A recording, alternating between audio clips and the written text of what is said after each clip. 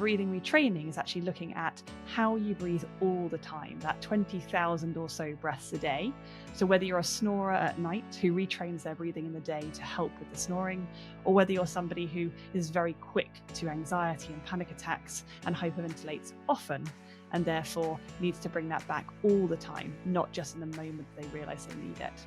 So we're looking at addressing all the breathing habits overall, and using breathwork where needed to hack it to benefit even more. So the reason I'm so passionate about the education in this way is because so many people just have no idea that how we breathe matters. So they might have heard of meditation, mindfulness, breathwork, yoga, and all of these are incredibly valuable in the space. However, they're a small section and they're specific to a certain time frame.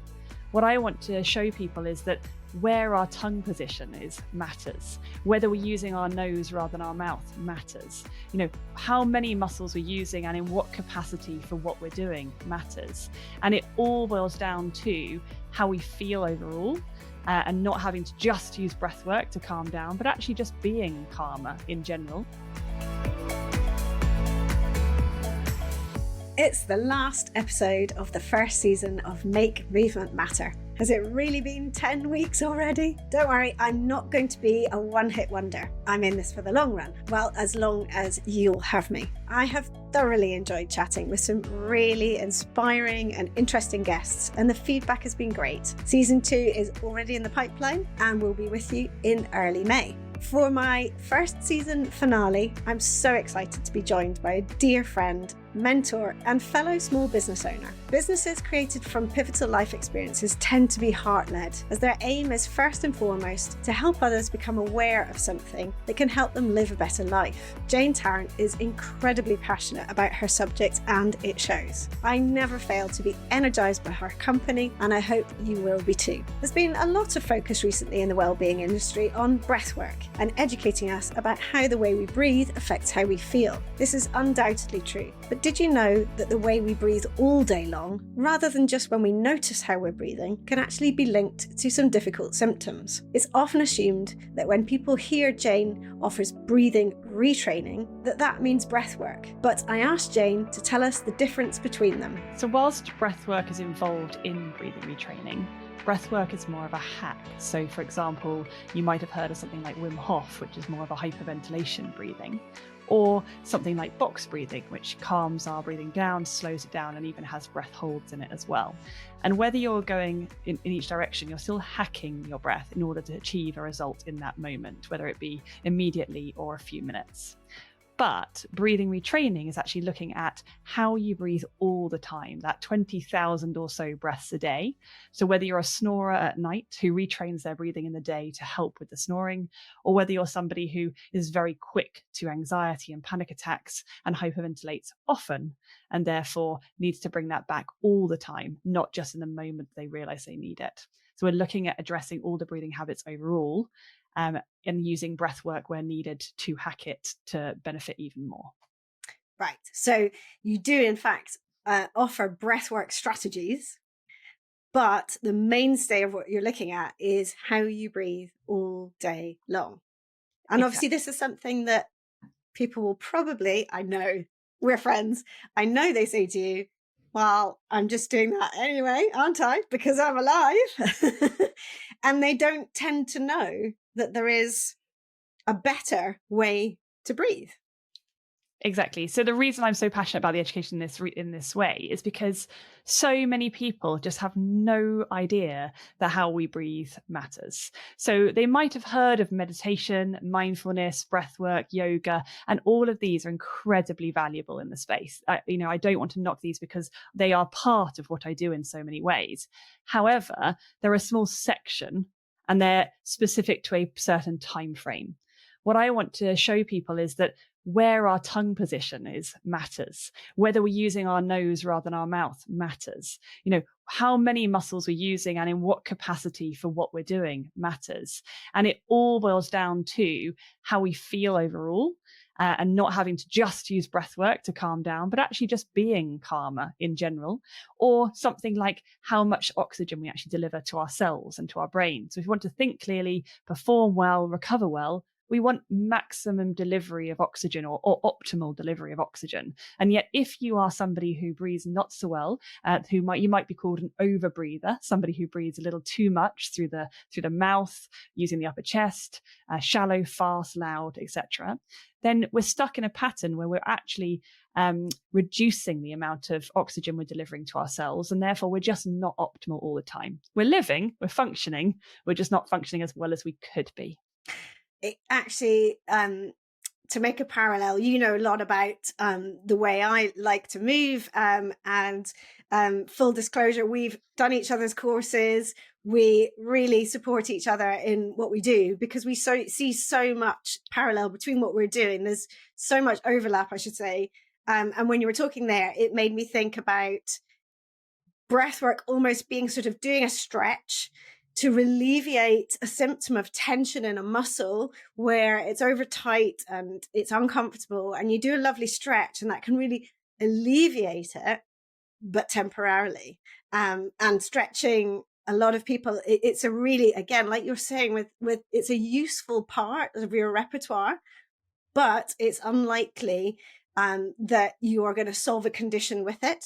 And you need to delve deeper, which is what you're saying, isn't it? You're saying that you can use breathwork strategies, but you need to look at the underlying issue, which is coming from potentially dysfunction in the way you breathe. Exactly. And there can be multiple layers to this. So partly it could be that we are physically moving our body in not the best way. So for example, if you ask somebody to take a deep breath, many people will lift into the upper chest. So if they put their hand on their upper chest and took a deep breath, they would see their hand rise and almost lifting the shoulders, and often breathing out through the mouth as well. Because this is what we've often seen, whether it's in cartoons, films, from our friends telling us, even yoga teachers might mimic this action when telling you to take a deep breath in order to calm down. But actually, what we're not realizing, it's very much the same as me saying, take your hand, hold it out in front of you, and now put it on your chin. And yet I've put it on my cheek. So many people follow me in sessions. Yeah, I do it all the time in my masterclass. Are you trying to put them off by actually putting it on your cheek?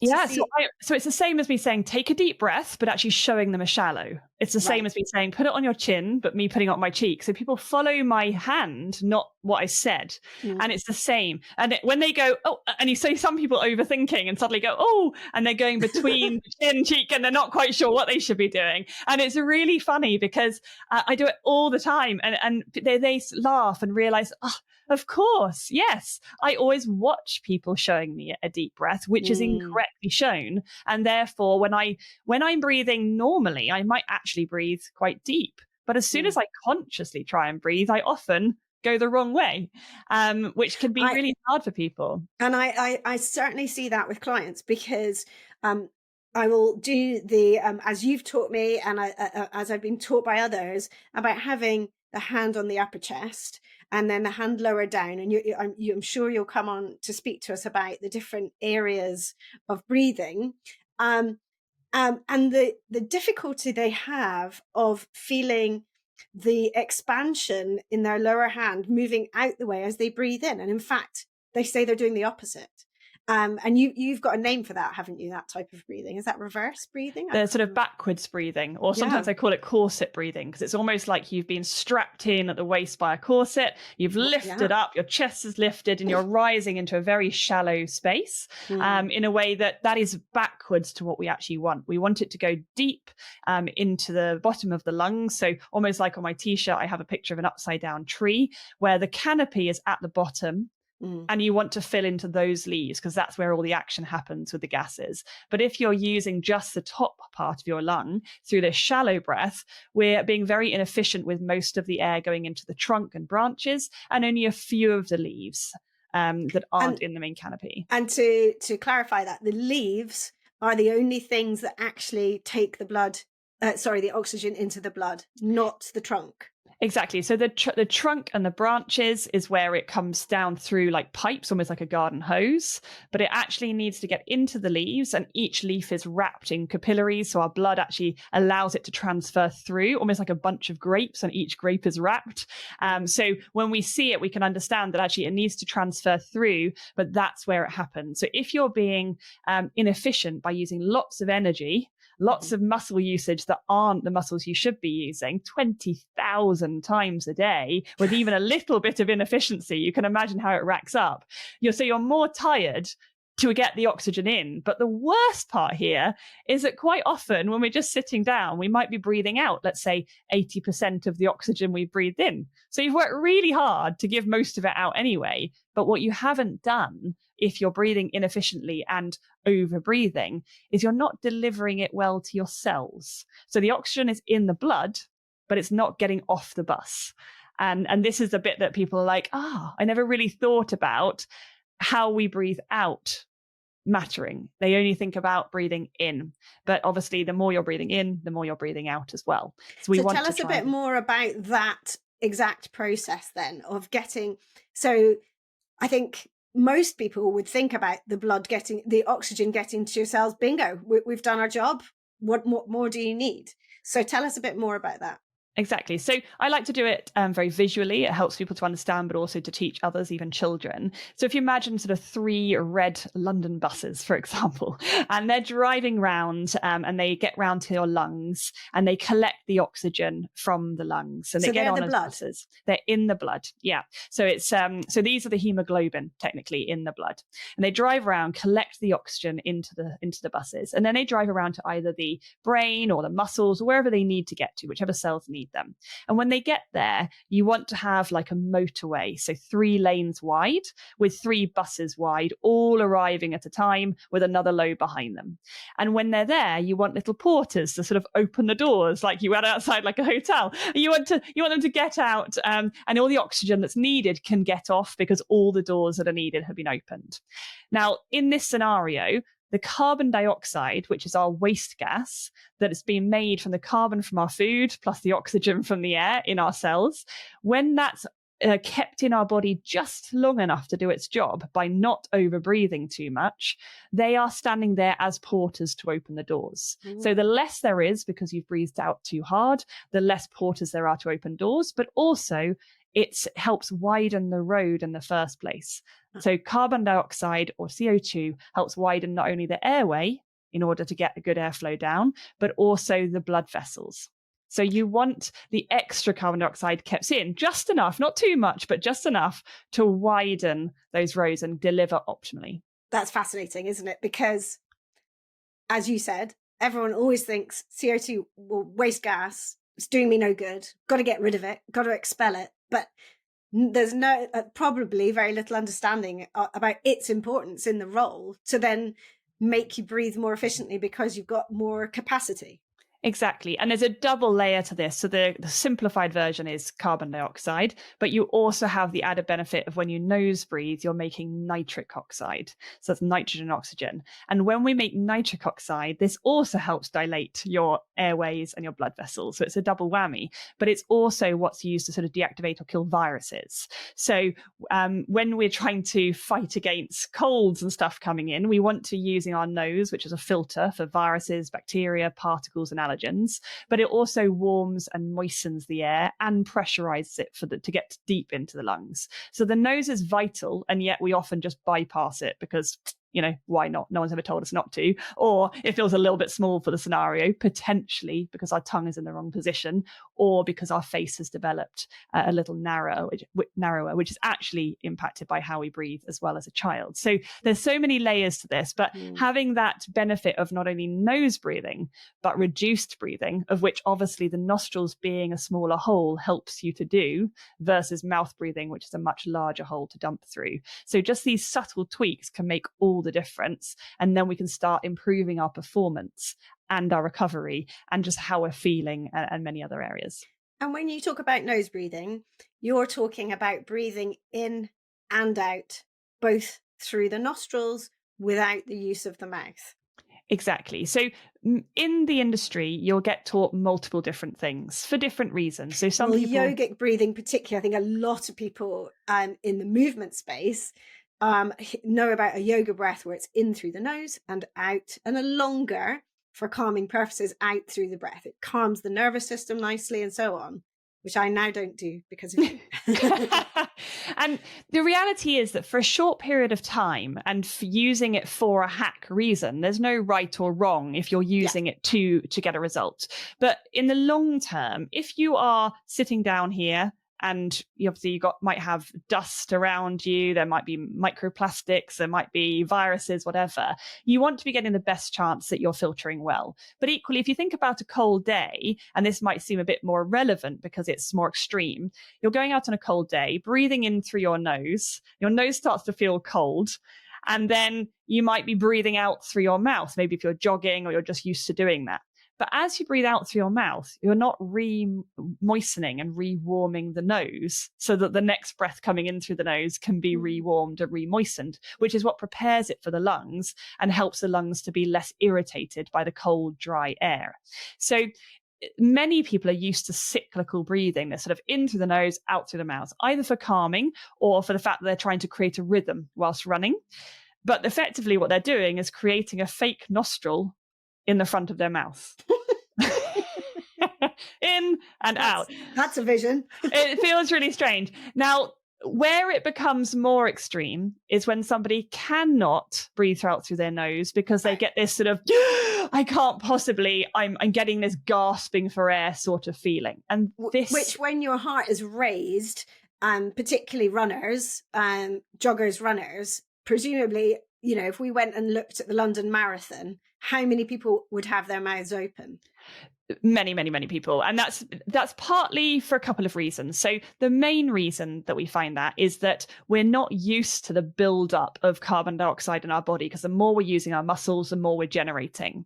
And if we're going through nostrils, it can feel a little small, especially if we have become mouth breathers or over breathers all the time, and therefore sort of degraded our warning signal to this sort of reduced space. So as soon as we then stretch it using extra CO2, we kind of go very quickly. And you might recognize that in something like yoga, where everybody else is still on the first slow breath that's being guided by the teacher, and you're there in your second or third breath thinking, how are they breathing so slowly? And this is often the one where we go, that's me. This is a reduced tolerance to carbon dioxide in a space that you should be able to comfortably do slow breathing or some running without having to switch. Now, if I try and run, which I'm not a big runner, but if I try and run, I will use my nose only until my CO2 builds up far too far.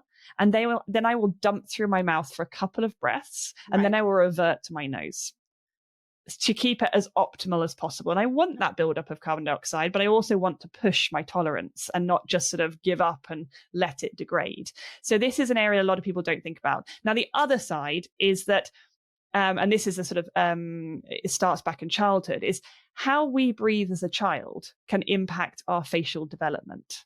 So if we breathe through our mouth, maybe there's been cats in our room and we might be a little bit allergic, or mold in the house, or maybe we've got a dairy allergy or something like this that's created congestion, something that's stopped us breathing through our nose as much, or coughs and colds and things, and no one ever told us to try and revert.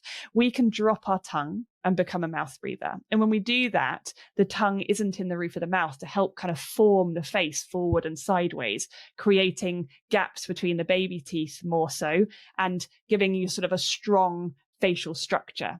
Instead, what happens is your cheeks can sink in because there's nothing to hold the teeth out. The teeth can start to angle inwards, become very narrow, triangular in the roof of the mouth, and crooked. And then maybe when you're 12, you might have teeth taken out or something to create space. Now, this can be partially down to your genetics in terms of how wide your face might start as. But we've also got things like breastfeeding and chewing, which It doesn't always happen, and we can't always breastfeed, for example, but it is good for strengthening the face if possible, in the same way that we're on an ultra processed food diet mostly now. So chewing is actually quite hard to do unless you really make an effort to. So we're not often doing all the things that help us to improve our breathing, improve our facial development, including the breathing. And that's why we should get onto this quite young, before we get to the age of 12. So sort of age 6 to 12 is quite a crucial time, because it can really make a difference to how your face forms. Now, if your face does form narrow, the roof of your mouth goes up into your nasal cavity. Your whole nose structure can be impacted, and therefore your airway is then also smaller. And that's what happened to me. I was about to say, are we talking about anyone in particular here, Jane? Yeah, I mean, this is my personal story. When I was age 7, my nose felt too small, and I just went, well, I can breathe through it, but my mouth feels easier, so I'll just do that. So when you say your nose felt too small, you mean that you felt forced to use your mouth to breathe. You felt like you had no other option.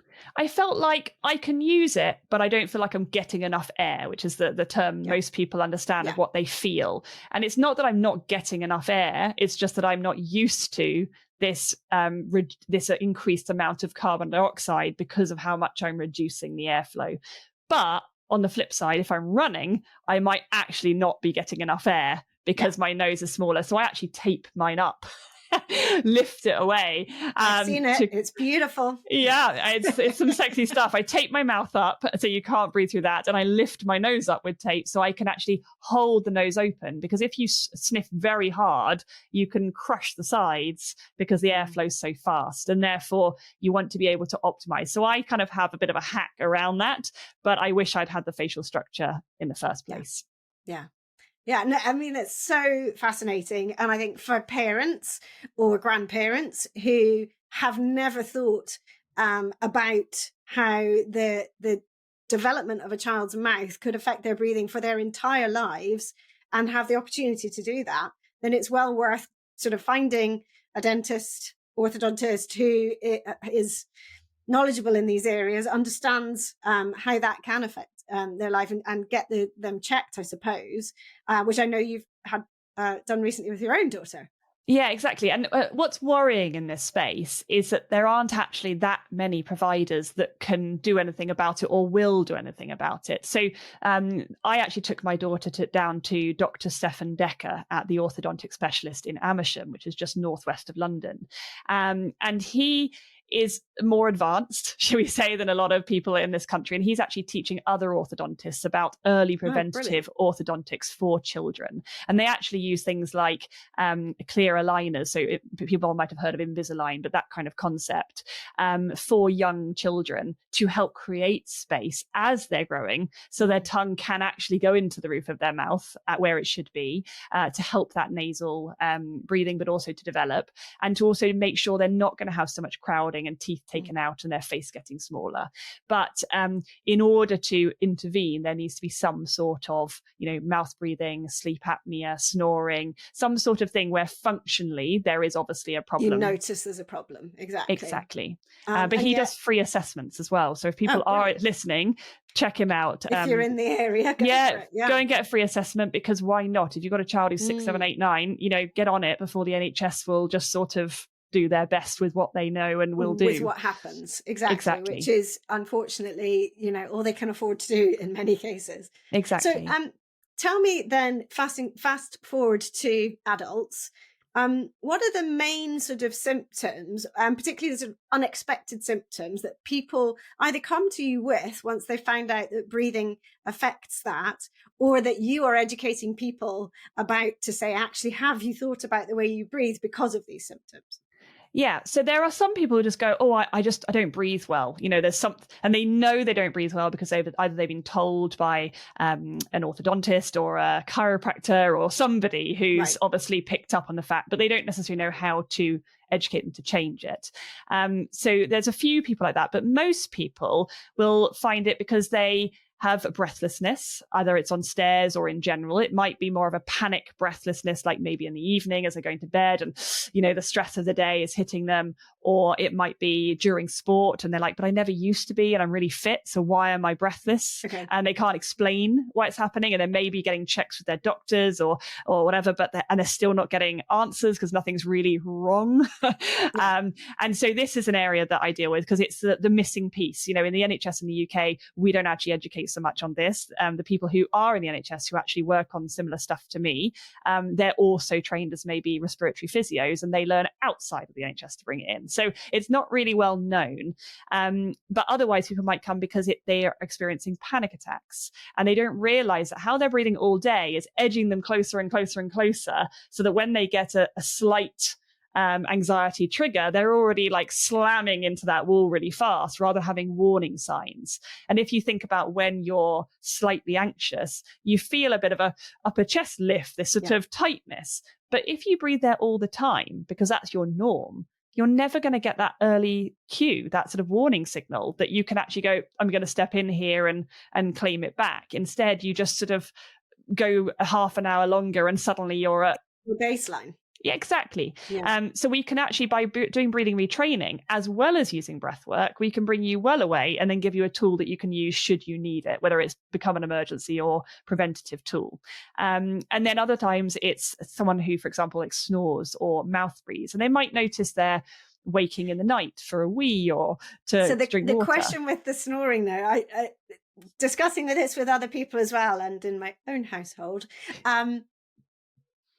do you struggle with the fact that it's not the snorer who struggles because it's the partner of the snorer, and the partner may have nothing wrong that needs to come to you, but the snorer really does? I mean, I think I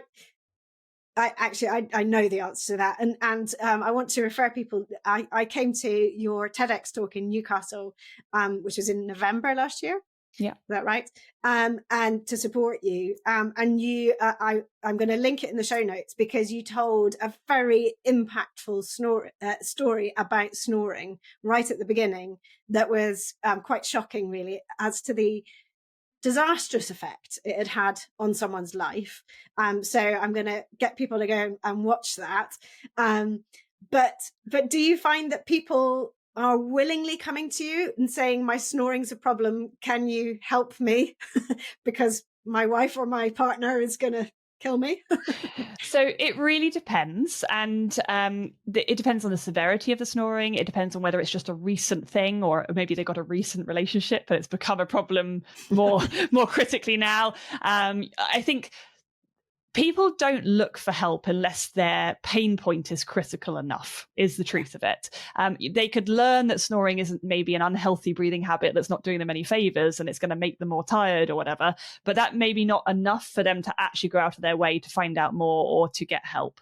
However, somebody who is sleeping on the couch and wants to get back in the bed with their partner, that's quite a motivation. Or someone who's being elbowed every night, or, a bit of passive aggressive, chat the next morning, there can be a bit more. And, I recently had somebody who was recommended to me by their partner who was bothered by it, but actually they actually felt embarrassed by it. They didn't want to snore. But they were like, but I don't know what to do about it. I've bought this device that didn't work. I bought this thing for my mouth, which also can screw up teeth, or, I bought this thing for my nose or whatever it is, chin strap. They might have tried all sorts of things. And they're just like, I've tried everything I can find on the internet, and the doctor just says, well, I can send you for a sleep study, but, whatever.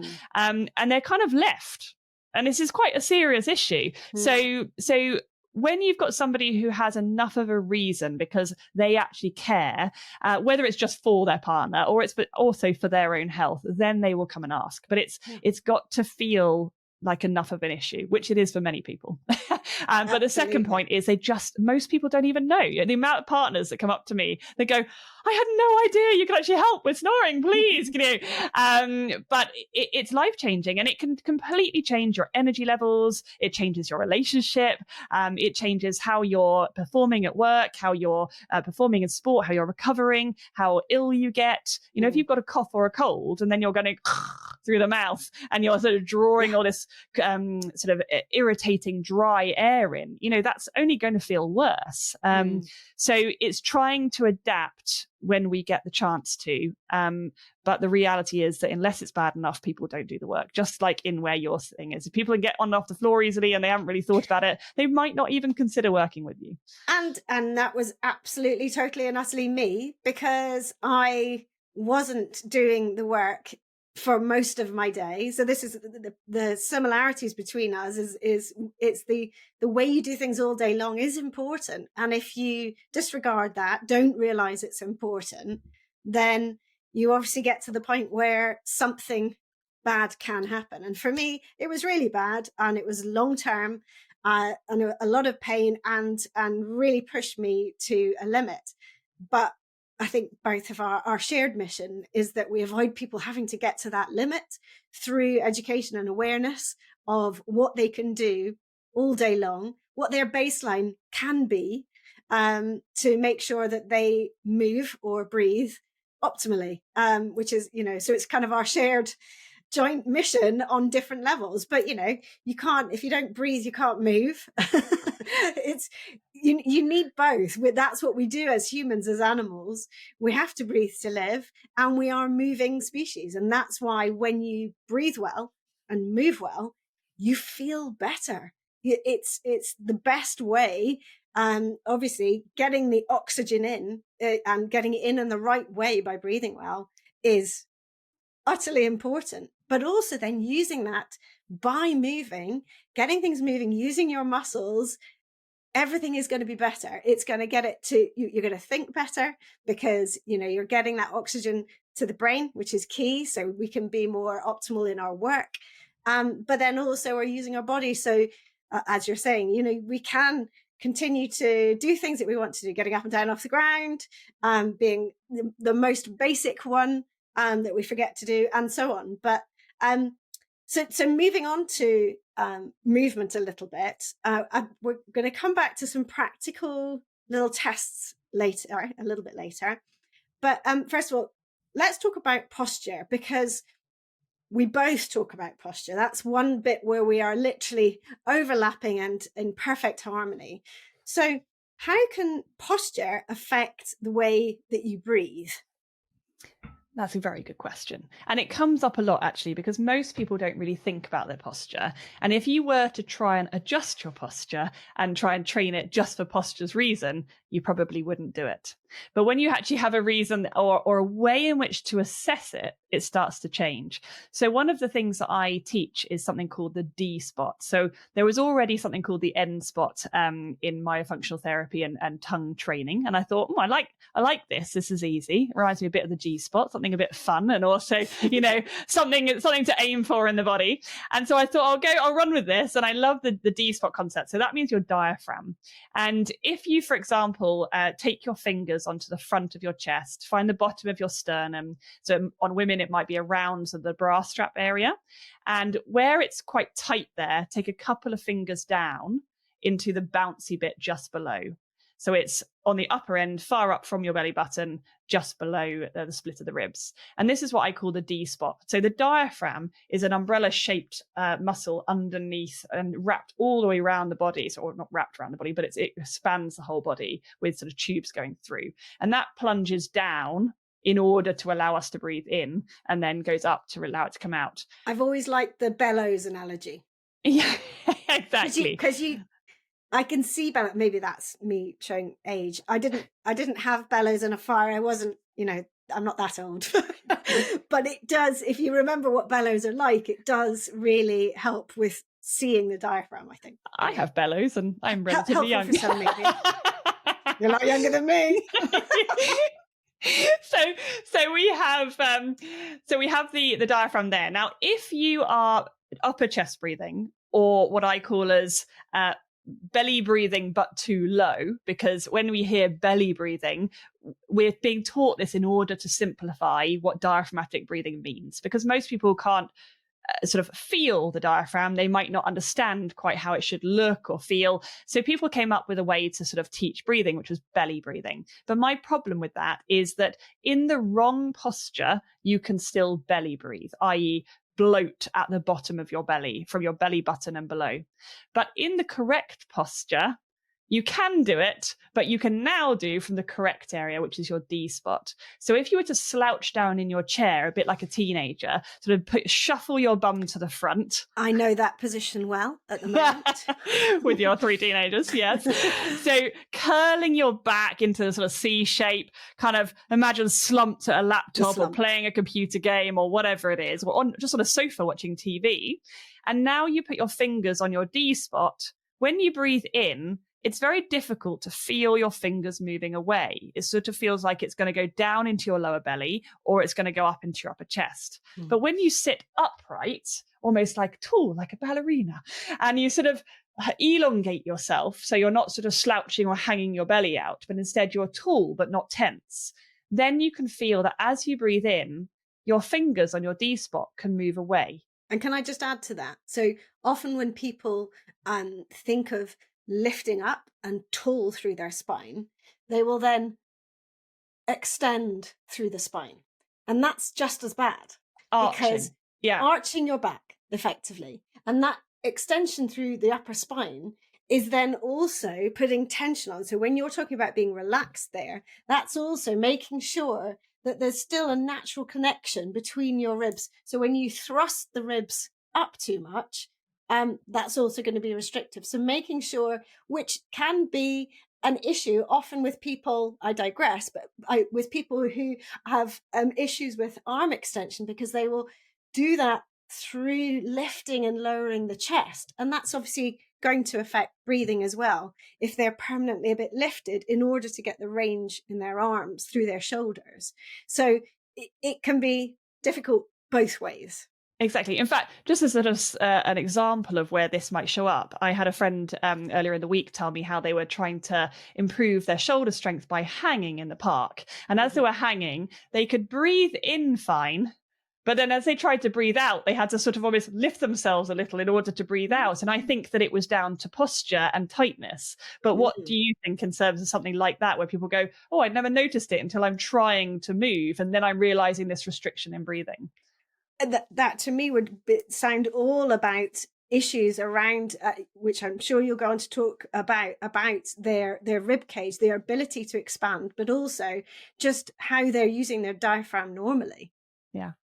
Yeah, I would say it's quite an interesting one. So when we look at the diaphragm movement, we want to be keeping just the diaphragm, not bloating the whole belly, bloating the guts out, putting pressure on the pelvic floor, because the diaphragm and pelvic floor work together as sort of, in the same directions.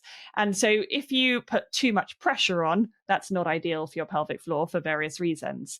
But if you are actually sitting up or standing up tall, and I mean tall, a little bit like you're being pulled from a strand of hair to the ceiling, not I'm putting my chest out, then you're able to feel really comfortable in that D spot. Now, where we have an issue is somebody might listen to this or watch it and try it, and they might be like, okay, breathe in, and the only thing that should move, not the upper chest, not the belly, the only thing that should move is your D spot going outwards on the in-breath. And so in a way, having your fingers on your D spot, your yellow spot on your t-shirt, if you're watching on the video, which is at that bra strap, that softer point that you described, just below, but also for comparison purposes, having a hand on the upper chest to see, when I'm doing this, is that hand lifting and lowering? And also visually looking in the mirror, do the shoulders move up and down? All of that, getting all that feedback, as well as having the hand there, is key. Exactly. And what people might realize is, actually, I can't do that. That feels strange. Or, well, I'm going in and up. I don't understand. Yes. Or I don't really know how to even access this mentally. So, and I actually cover this as part of my free masterclass that I do every month. So it's called How to Recognize Your Current Breathing Habits. And it's on my Link Breathing website. But this allows people to come along, put their hands on in specific positions, getting their thumb on where it should be, and actually understanding, like, as you're breathing in different scenarios with different sort of instructions, when you're just normal breathing, or whether I'm saying, take a deep breath, do something, do whatever else I'm asking you to do, you start to notice, well, what's the association issue? I.e., a deep breath suddenly becomes this when it's not meant to be, straight up into the upper chest. This is not what we want. But even for somebody who knows that, they still do it. So it's recognizing, well, what is just naturally happening and what am I accidentally doing without realizing? And once we know that, then we can start to work on it. Then we can start to improve it. But until we have that understanding of what's going on, which is very hard to do alone without actually being guided through, we don't really know the subtleties of what to change, because they're only tweaks. It's just small tweaks. And then I sort of use sort of wasted time in the day to sort of train this, not sort of sitting down for 10 minutes doing breath work. It's not my style. How can we just gradually train this so it's a way of life? So every time you walk your dog or go up the stairs or go to make tea, you just are breathing better all the time. And it feeds into the rest of the time, day and night. Helped in my case by having post-it notes all around the house. Yes, exactly. Which were great for me. And actually one of them, I mean, that was a very long time ago. One of them still is on my mirror, my bedroom mirror. And I still notice it and it still helps. It's interesting, isn't it? Even when you get used to something, it can still be beneficial to have those reminders, which is why, coaches need coaches. We all need to be checked in and we can fall into worse patterns again. I talk to you regularly, as I said earlier, colds in the house, been a bit of snoring going on and so on. And you're very willing to say, when do your mouth breathing? To pull me out of it, which is great. We need that. We need to have the accountability. And one thing I actually was thinking about as well, about posture, is also forward head position, because that's very common in what I do. I see that a lot. Obviously, people come with neck and head tension, pain, but clearly that's going to affect your breathing as well, I presume. Not only is it more likely to make you curve through the spine, as we were just talking about, because the head is very heavy and it's already forward, and therefore you're more likely to be collapsing down and not allowing that diaphragm to expand optimally. But I presume it's also affecting the windpipe and literally the space you have to breathe through. So there's a couple of things here. So first of all, in terms of the accountability and reminding, like that's why your Instagram account is so good. Just every time I see that or I see your name, I'm like, have you moved? If you haven't moved, get up and move now. Like, so it just associations can be really helpful. And the more we have those positively, the better. Thank you. But, there we go. But when it comes to forward head posture, obviously there can be different reasons why that can happen. And part of it can be if you are a mouth breathing child, for example, you might be developing a forward head posture because of that.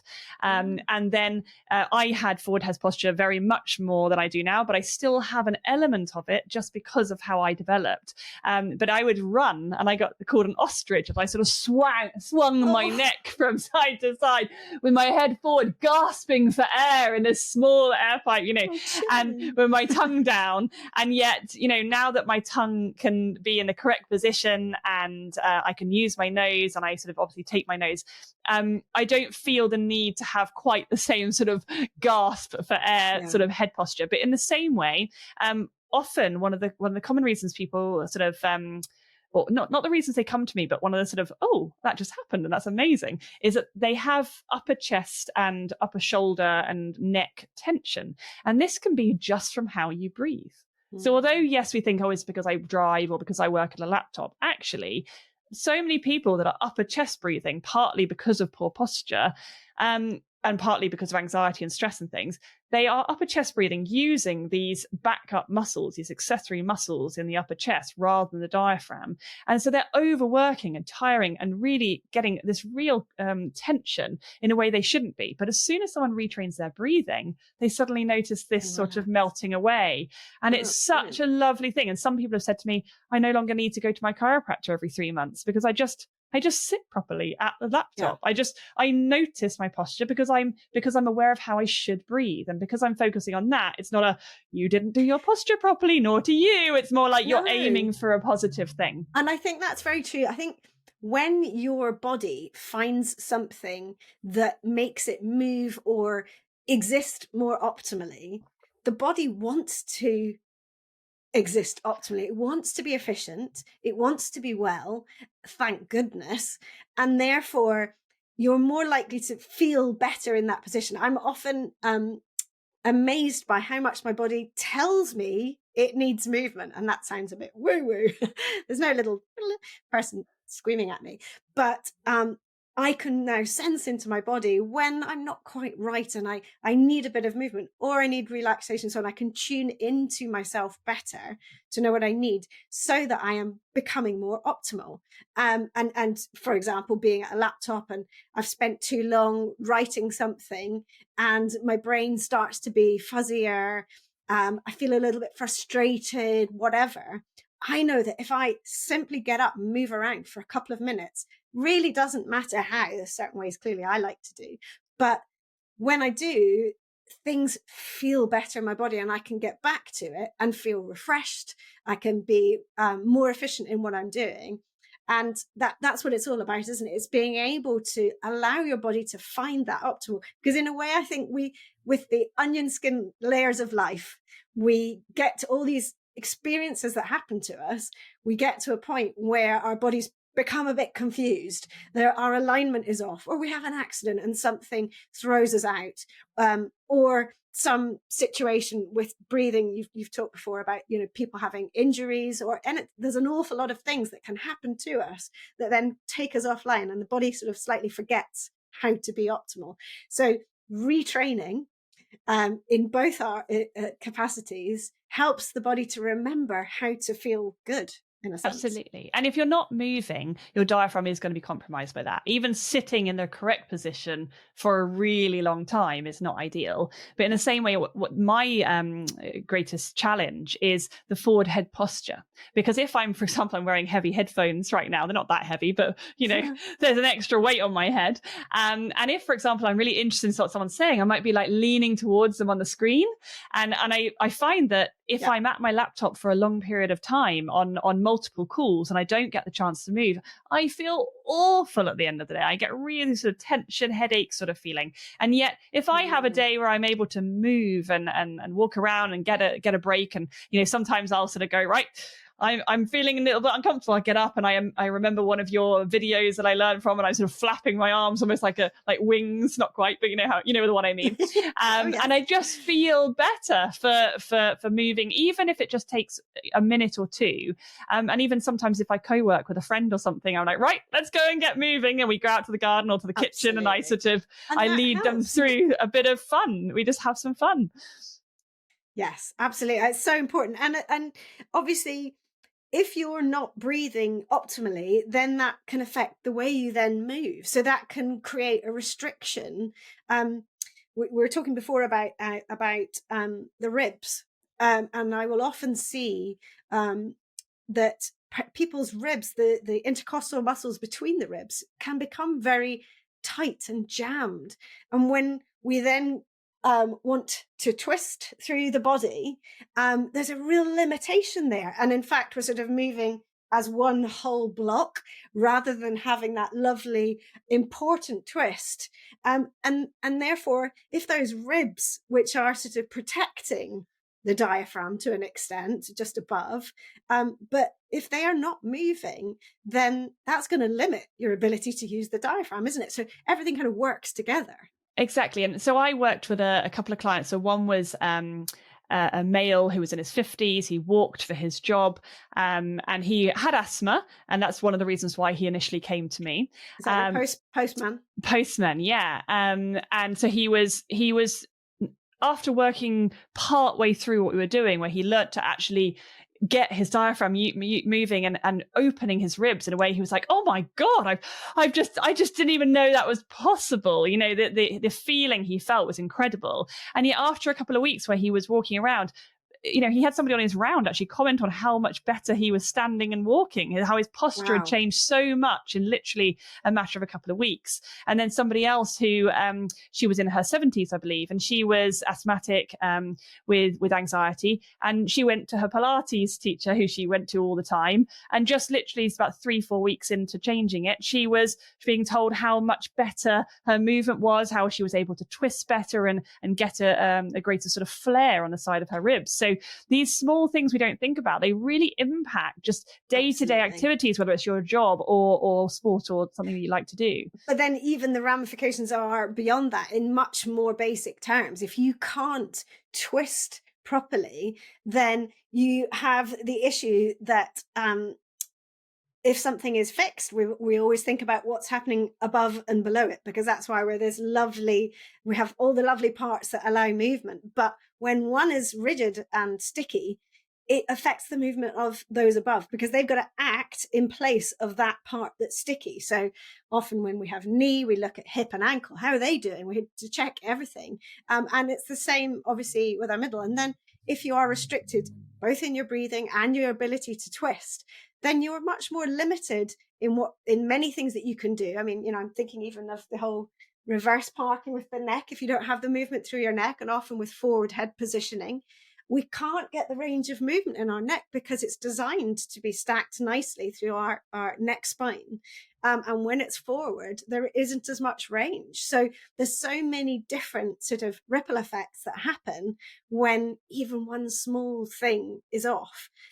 Those are great examples. And I think everyone can really imagine people around them in those situations where they probably hadn't even thought that how they breathe could actually help someone in that position. And obviously there's with the symptoms that you talked about, there's probably someone in everyone's life who's going to hear this and think, I wonder if they've thought of that. And so I urge them to go and see to first of all watch your TED Talk to really understand a few basics. We talked about the tongue position with the end spot. We've talked about the diaphragm.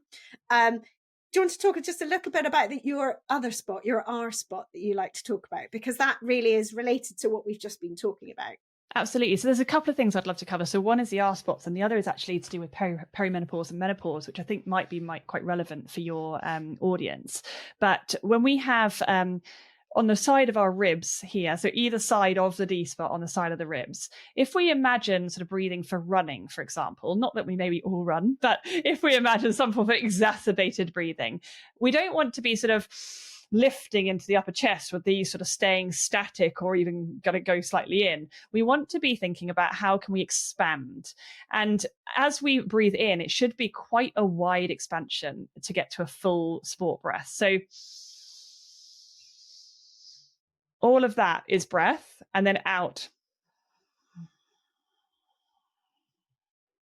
And I've gone out the equivalent of maybe half a finger to a finger's length sideways, which is quite a substantial movement. But for some people, they try and there's absolutely nothing, or there's maybe a centimetre, but they just can't get the movement. So let's just describe that really clearly for people. So taking your hands, thumbs to the back of the body, rest of the fingers depending to the front. On your wrist. Yeah, depending on your wrists and how easy it is for you to get your hands onto the side. But you could put your hands downward, or your thumbs in front with fingers behind, or you can twist it thumbs behind, fingers in front. But rather than being on your waist, you're on your ribs. So all little finger at the bottom of the bottom rib.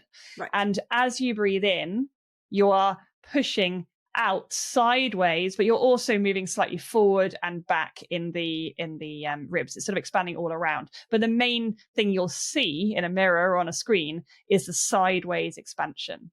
Right. But many people, they might be incapable of moving this because it's so tight. They actually need to start to work it to get it going, of which is what I sort of teach on my course, for example. Or they consciously don't know how to actually think of breath that way, or they don't know how to access the muscles with their brain. And so that's kind of how we find different ways to teach. It's not so much about physio, because I'm not a physio. It's about how can I access a muscle or a movement that I've never even thought about being related to this situation. And once we can crack that, which can be done alone or with the help of somebody around you, you can feel like, oh my God. And some people kind of say, I can't believe I've just taken my first deep breath since COVID, or I don't even know that oh my God, I found my diaphragm. These feelings of excitement that people can feel when they finally know what it feels like, because they just didn't remember from a child. They don't remember what it used to be like. Yeah. And to take in that breath, feel the ramifications through their entire body must feel absolutely amazing. Yeah. And certainly working with you, I had to work with increasing that. And I could feel the difference by minimal training. It's not training where it's sets and reps at the gym type of feeling. It's just checking in and occasionally having a go at a few different things on a regular basis. Both of we need consistency with these things in life to be able to make progress. We can't sort of dip our toe in once a week and hope for these things to change. But as you say, when you're committed, you are committed, and you want that change. So you try and you prioritize it, and then you get the results. And it's quite amazing that the feeling, the change that you can make, and therefore how that makes you feel. It's really brilliant. Exactly. And if you think about the restriction that people might be feeling, and this is where this comes quite across well into... I've just realised I've still got my hands on and I'm still expanding where I'm enjoying this. I can take the arms off now. I love it. So when you think about, if you're not in that area, which is expansive and enabling you to breathe for maybe 6 to 8 seconds at a maximum, maybe 4 to 6 at a minimum, that's compared to maybe upper chest, which is maybe 3 seconds until you're maxed out. Wow. Or your belly, which is 3 seconds till you're maxed out. And you can't go any further. And so that restriction is really apparent to those who kind of go, I just feel short of breath or tight or unable to get a proper breath. This is the feeling that people mention. But what I'm most concerned about at the moment as well is that's not being covered is many people are now aware of, the symptoms we're getting with perimenopause and menopause. And, we might be aware of hot flushes or brain fog, poor sleep, but there's also this breathlessness element and this increased anxiety. Now, when our estrogen is dropping, it is impacting our breathing and heart rate in the same way that when you're premenstrual, you actually have an increase in heart rate and breathing rate as well. So it can be just enough to make you that bit more anxious, a bit more challenged. And I use a lot more breath work and conscious check-ins when I'm premenstrual than when I'm not. But when it comes to when you're perimenopause or menopause and you're feeling these issues, what I'm concerned about is that we're just sort of going, oh, well, people get breathless. We don't really know why. It's just sort of part of menopause, isn't it? And lots of articles online don't really tell you why it might be happening other than this estrogen shift. But I'm like, there might be an estrogen shift that is impacting this, yes.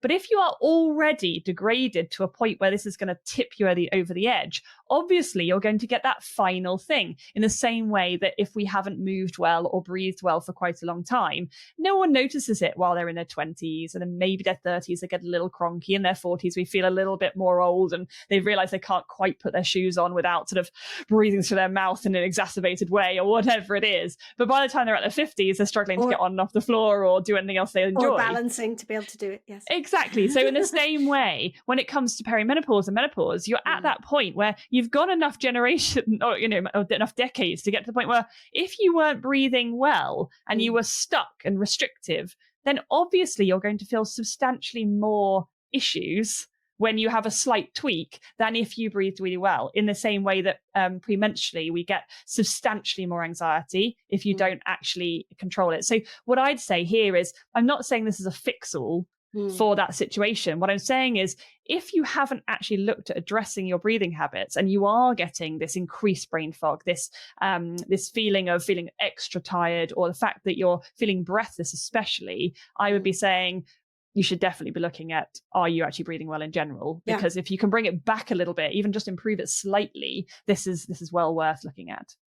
And in a way that kind of is even broader than people who are in a certain stage of life. It's almost expands out to anyone who perhaps hasn't got severe symptoms, but actually isn't quite sure how they should, don't really like that word, but how they could breathe that would be more beneficial for them.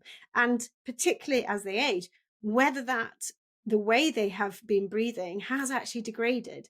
So in a sense, you need to offer something which is just a how to check in to see how you're doing. Do these 4 or 5 tests to help the person check. And I know that on your monthly masterclass, you have few enough people that you are interacting with them, aren't you? You are actually talking through them and helping them, and they're able to ask you questions. And I think that's really, really key, because often we will listen to a podcast, get lots of inspiration and think, I really want to know this, or check myself, but I can't apply it to me. Yeah. And I think that's always the hardest bit, because you're fired up and excited and think this could be so good for me or my partner or whoever. But I don't know, but how, and even sometimes I will read books and I'll think, but what, how does that affect me in my life?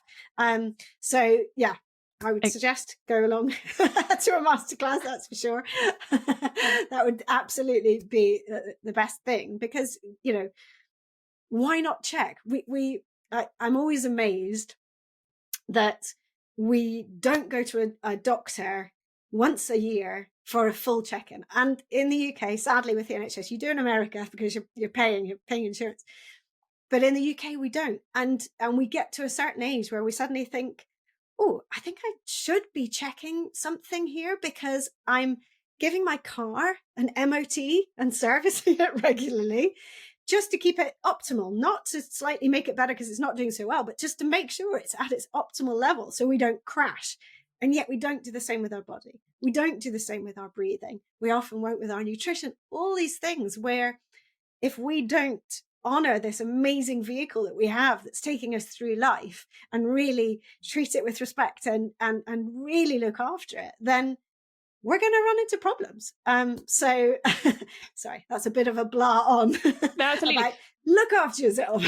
But you've got a point there that we should be sort of doing this check-in, but equally on the flip side, you've got to recognize that what, for example, you and I do is not covered by a doctor. So if you go to a doctor for anxiety and panic attacks, you're much more likely to walk out with a pill than you are for them to say, have you actually noticed you're a mouth breather, upper chest breather, fast breather, you know, or Yes. or if you're having problems with certain pains and things, are they likely to go, have you thought about how you move while you're doing the washing, or, you know, just generally throughout the day? Absolutely. Or, you know, they're not going to necessarily alert you to this. And this is why this slightly more holistic approach is so important. And it's just being generally interested in how can I just make sure I am generally having positive habits throughout the day. And as soon as you know about one, you're a bit more curious about the other, in the same way that we're both into barefoot shoes now. Yes. Yes, that was my fault. Yeah, no, absolutely. And because you're in pursuit of wellness, not in a showy offy or a way where you're sort of trying to be superhuman. You just want to live life in a healthy way where you feel good and you can enjoy living. And, you know, we all deserve that, don't we? I mean, why would we not want to look into that and invest in that, I think? Exactly. And as far as I see it, if you're going to live to 80 and you're going to be kept alive by drugs or whatever else, you might as... Okay, well, I'm going to say 80 for the majority of people. Okay. If you're going to live to at least 80 and you're going to be kept alive by drugs or surgeries that are great, you know, when you need them, I would like to be able to think that we could at least move and breathe well enough to enjoy the days that are left, rather than be sort of unable to do that as well. Yeah, no, absolutely. So to wrap up, thank you so much for joining me for the final episode in this series. It's really lovely to have a friend on, and you know, I'm equally passionate about what you do, and I know you are of me, and I'm always hugely grateful for your support. We really push each other on, and that's a rare thing. So it was wonderful to have you on here, and I do hope you'll come back again in the future. But just before we finish, I'd love for you to give one little practical tip. And you know I'm passionate about walking. When we get together, we always go for a walk and a play in the woods or whatever, because we know how important that is. So can you just tell people a little bit about how they can think about their breathing as they're walking? So one of my favorite ways to improve the walking is to actually pace the breathing out. A lot of people think that because we're moving, we need to be breathing faster, harder, heavier in order to sort of get more air, is their impression. And yet what I want to be challenging is, well, actually we want to be delivering that oxygen from the buses into the cells. So can we slow down the exhale of air rather than increase the inhale of air? And in this scenario, what we can do is we can start to pace. And a really easy method that can be very helpful on staircases or for those who feel a bit breathless, assuming, of course, that you are able to last more than 3 seconds because you are going into the correct area of the lungs. And this is what really helps people to go, oh, I can't do it. Maybe I should look into it. Mm. So you pace yourself, for example, 5 steps on an in-breath and 5 steps on an out-breath. And if that's too much, you could try 4, or you might go as long as 6, but about 5 is perfect. So just breathing in 2, 3, 4, 5, out, 2, 3, 4, 5. And just try that sort of pacing. Some people will manipulate it a little bit, but it's a perfect starting point. And if you can control the flow of your breath and actually sometimes just let go, especially on a cold day where you sort of feel this need to go, and everything's getting so cold and you're feeling a bit agitated, and instead just go, let go. I don't need as much air as I think I need. I'm just going to soften and allow it to flow in gently and seep out again. And actually, once we let go, we realize it's actually okay. But that can be very hard for some people initially. So it's something to try, see how you get on. And as you said, my TEDx or my book both have the 3 spots of breathing that help us actually assess a little bit, but also try what we should be doing. And the free masterclass allows them to actually go, okay, I want to see what I could do here and how can I improve it. So if this is challenging, definitely check that out. Thank you so much. That's brilliant. It was really lovely talking to you as ever. You too. And yeah, do come back again in the future. I will. If I can be allowed back, I will definitely come back. Thank you so much.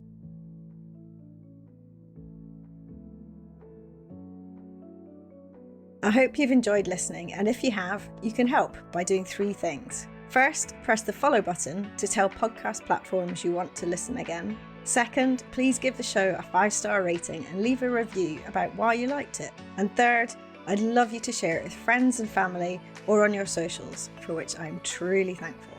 Finally, if this podcast is making you want to start reclaiming your own movement, join me in the Reclaim Movement membership for classes, both live and by replay, and countless videos of mini movement breaks to add into your daily life, covering practical and fun, important natural movements. Visit reclaimmovement.co.uk/membership to get started with your 7-day free trial.